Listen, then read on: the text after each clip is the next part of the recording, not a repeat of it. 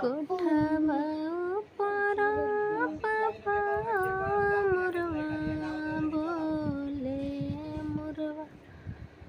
बोलिया सुहावन हो लागुए मोरवा बोलिया सुहावन हो लागे जगले सतिहा पापा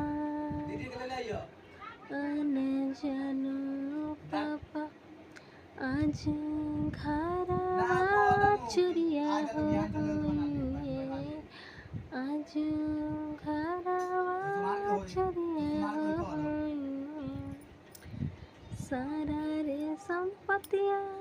पापा बाची हो जाए बेटी चढ़िया हो जाए